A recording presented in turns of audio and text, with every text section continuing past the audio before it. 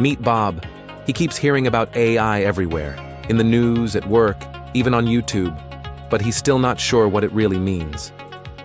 AI stands for artificial intelligence, but don't let the name scare you.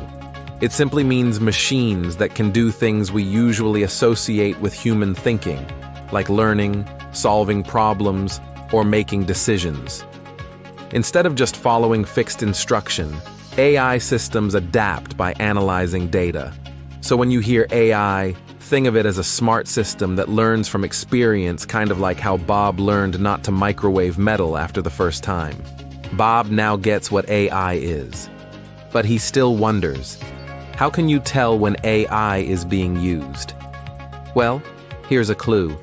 If something adjusts, learns, or recommends, and it feels kinda smart, AI is probably behind it. Like when Netflix suggests a movie you'll love. That's AI when Google Maps reroutes your drive because of traffic. AI again, or when your phone unlocks using your face. Yep, AI. Spam filters, smart replies, voice assistants, all powered by AI, quietly working in the background. And suddenly, Bob realizes he's been using AI all along, without even knowing it. Bob is now even more curious.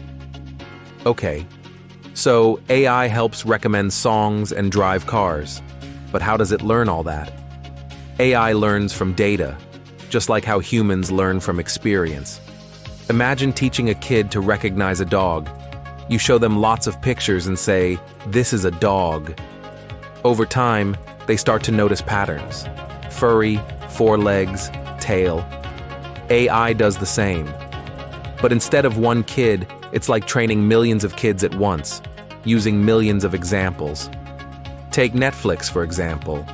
It watches what you play, pause, rewatch, and compares it with millions of users like you. Then it learns, you like this mystery movie? You might love this other one too. This process is called machine learning. The more data AI sees, the better it gets at spotting patterns and making predictions. But remember, if the data is wrong or biased, AI can learn the wrong things too. That's why teaching AI responsibly really matters. Here's something inspiring.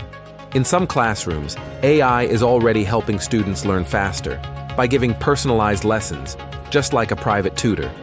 It's changing how people learn and how they shape their future. But how smart can AI actually get? Let's explore the 3 main types of AI. First, narrow AI. Most of the time, this is the AI we use today. It's excellent at doing one job, like helping Bob translate a sentence or recommending a video to watch next. But outside its task, it's clueless. That's why it also known as weak AI. Next comes general AI. This kind of AI could think and learn like a human. Imagine an AI tutor who not only teaches Bob math, but also helps him learn guitar or solve life problems.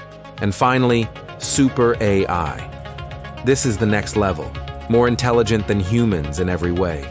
It could discover new science, design better education systems, and possibly solve global problems. But don't worry, Bob. This type of AI only exists in the movies for now. We're still in phase 1, and the journey has just begun. Let's connect this to real life. When Netflix recommends a movie, that's narrow AI. It's trained to do one job, suggest content. ChatGPT, still narrow AI, just more advanced. It's a large language model built to predict the next word in a sentence. Tools like DeepSeek or AlphaGo, same deal. Focused, powerful, but not human-like. The kind of AI that can reason and learn like a human, that's artificial general intelligence, and we're not there yet. But we're heading in that direction, step by step. Bob's come a long way. He knows what AI is. He even gets how it learns. But now he's thinking bigger. What makes tools like ChatGPT sound so human? What's a large language model? And how does AI actually create new things, like images, code, or music. That's what we're covering next. So if you're curious like Bob, like, subscribe, and let's keep moving forward with AI.